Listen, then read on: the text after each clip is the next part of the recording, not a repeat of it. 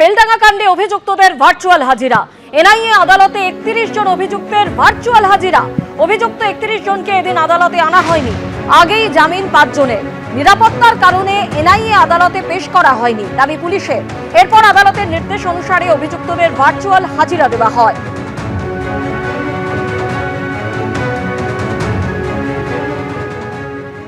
বেলডাঙ্গা হিংসার ঘটনাতে এদিন নগর দায়রা আদালতে 31 জনের সশরীরে হাজিরা দেওয়ার কথা ছিল, কিন্তু এদিন এসপির তরফে যে রিপোর্ট আদালতে জমা পড়েছে সেখানে পরিষ্কার বলা হয়েছে যে যেহেতু এখন মাধ্যমিক এবং উচ্চ মাধ্যমিক পরীক্ষা চলছে তাই সঠিক নিরাপত্তা দেওয়া যাবে না, সেই কারণে এই 31 জনকে এত দূর থেকে কলকাতায় আনা সম্ভব নয়। এবং এটা জানার পরই এনআইএর তরফে এই 31 জনকে ভার্চুয়াল প্রোডাকশনের আবেদন জানানো হয়। সেই আবেদন গ্রহণ করা হয় নগর দায়রা আদালতের তরফে এবং এদিন ঠিক দুপুর 2টো নাগাদ বহরমপুর সংশোধনাগার থেকে সরাসরি এই 31 জনকে ভার্চুয়াল শুনানিতে অংশগ্রহণ করানো হয়। পরবর্তী শুনানির দিন ধার্য করা হয়েছে আগামী 17 ফেব্রুয়ারি। ক্যামেরায় অভিজিৎ দত্তের সঙ্গে সুকান্ত মুখোপাধ্যায়, এবিপি আনন্দ, কলকাতা।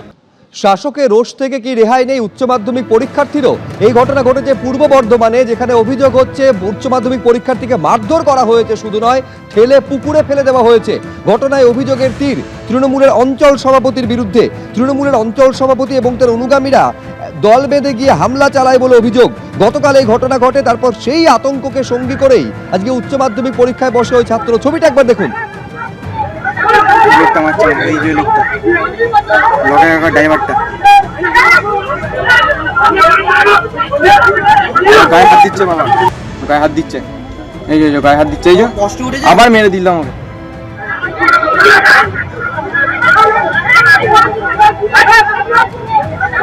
লোকটা মারছে, এই যে লোকটা লগের ড্রাইভারটা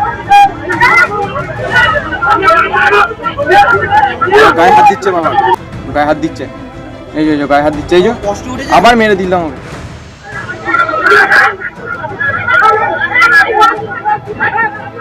এখন ঘটনা কি ঘটেছে আরো বিস্তারিত জানবো। কমল কৃষ্ণ দে আমাদের প্রতিনিধি রয়েছেন সরাসরি। এই যে সিসি ক্যামেরার ফুটেজ, যেখানে স্পষ্ট দেখা যাচ্ছে যে দিনে দুপুরে সবার সামনে এই উচ্চ মাধ্যমিক পরীক্ষার্থীকে মারধর করা শুধু নয় কমল, একেবারে ঠেলে পুকুরে ফেলে দেওয়া হচ্ছে। শুরুতে জানতে চাইবো ঘটনাটা কি ঘটেছে, কেনই বা ঘটলো এই ঘটনা? দেখো, ঘটনা হচ্ছে সম্পত্তিগত বিবাদ। একে পরিবারের দাদা এবং ভাই কয়েক বছর আগে মারা গেছে, তার বিধবা বউ, এবং সেই বিধবা বউয়ের সাথে তার যে শ্বশুরবাড়ি, সেই শ্বশুরবাড়ির যে সম্পত্তিগত বিবাদ, এই বিবাদ নিয়ে সমস্যা হচ্ছিল। এবং অভিযোগ যেটা, গতকালই সেই বিধবা বউ, ভাইয়ের বউ, তিনি আসেন এবং এসে সেই সম্পত্তির ভাগের দাবি করেন এবং সেটা লিখিতভাবে চান। এই নিয়ে সম্পত্তির ঝামেলা শুরু হয় এবং যেটা অভিযোগ যে সেই সময় যে বেরুগ্রাম অঞ্চলের তৃণমূলের অঞ্চল সভাপতি সাদা কালী। তুমি আমার সঙ্গে থাকো, আমি একবার ছবিটা আরেকটু বিস্তারিতভাবে দর্শকদের সামনে রাখি। এইটা হচ্ছে গতকালকের সিসি ক্যামেরার ফুটেজ, যেখানে এই উচ্চ মাধ্যমিক পরীক্ষার্থীকে মারধর করা শুধু নয়, একেবারে পুকুরে ঠেলে ফেলে দিতে দেখা যাচ্ছে। অভিযোগের তীর তৃণমূলের অঞ্চল সভাপতির বিরুদ্ধে।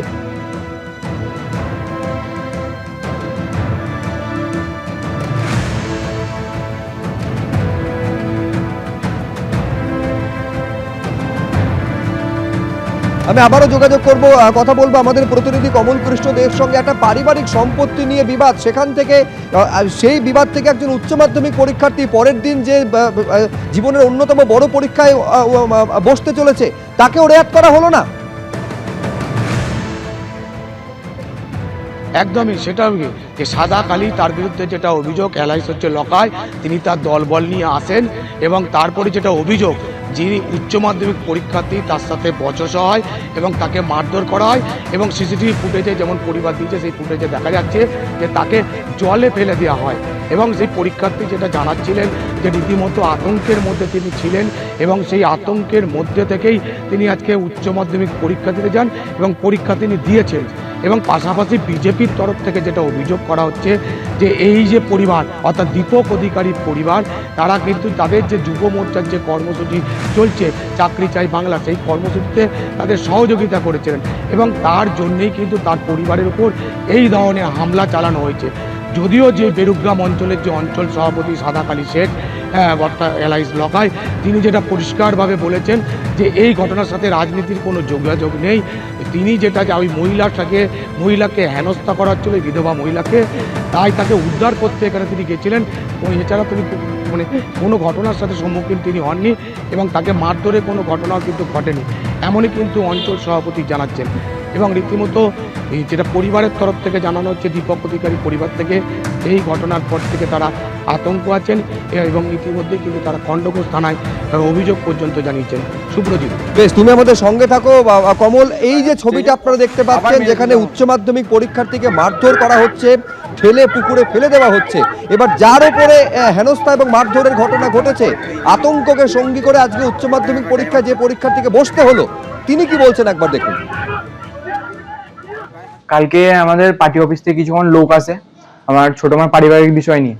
তো সেই জিনিসটা আমার বাবাকে এসে বলে কি না দোকান বন্ধ কর বিষয়টা আমি বাড়িতে বসেছিলাম। তো বাবা বলে, রনি তো কিছুক্ষণ লোক এসছে, দেখ বলছে যে দোকান বন্ধ কর।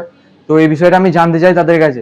তো সেই জিনিসটা নিয়ে তারা আমার উপরে আক্রান্ত হয়ে এতটাই আমাকে বাজে ব্যবহার করে যে তারা আমার হাত দুটোকে ধরে পুকুরের উপরে আমাকে পুকুরের দিকে জলে ছুড়ে দেয় এবং ওখানে থাকা একটি বাঁশের উপরে আমার মৃত্যু পর্যন্ত আশঙ্কা হতে পারতো। এই জিনিসটা আমার বিচার চাই। এবং কালকে আমার পরীক্ষা, আমি আমার পায়ের উপরে আমার যে আঘাত লেগেছে সেই জিনিসটা কি করব বলুন। আমি এইচএস ক্যান্ডিডেট, কালকে আমার এক্সাম ছিল। এখন আমার সেফটি চাই, কারণ এই বিষয়গুলো আমার বাবাকে এমনি হ্যারাসমেন্ট, আমাকে এমনি হ্যারাসমেন্ট, আমাকে আবার বলেও গেছে 4 দিন পর আবার আসতে। আমাদের বিধান সভাপতি আমরা তৃণমূলের লকাই। আর এই ঘটনা নিয়ে শুরু হয়েছে রাজনৈতিক চাপানুতর, কিন্তু যার বিরুদ্ধে অভিযোগ তৃণমূলের অঞ্চল সভাপতি, রাজনীতির যোগের কথা সম্পূর্ণ তিনি অস্বীকার করেছেন। কিন্তু ছবিতে যেটা ধরা পড়েছে, স্পষ্ট দেখা যাচ্ছে এই উচ্চ মাধ্যমিক পরীক্ষার্থী। এই ছবি হচ্ছে গতকালকের ছবি। গায়ে হাত দিচ্ছে বাবা, গায়ে হাত দিচ্ছে, এই যে গায়ে হাত দিচ্ছে, এই যে আবার মেরে দিলাম আমাকে।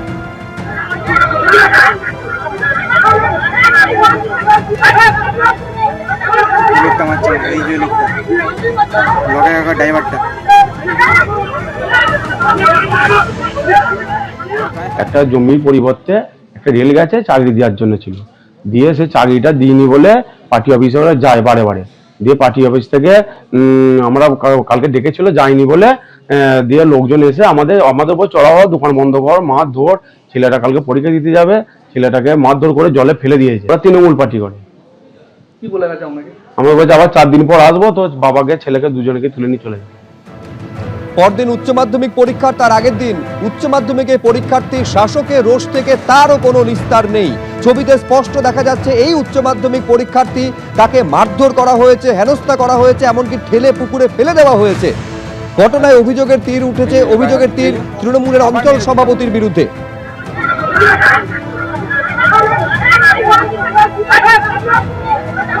লোকটা মারছে, এই যে লোকটা লগে আগা ড্রাইভারটা। গায়ে হাত দিচ্ছে বাবা, গায়ে হাত দিচ্ছে, এই যে গায়ে হাত দিচ্ছে, এই যে আবার মেরে দিলাম আমাকে।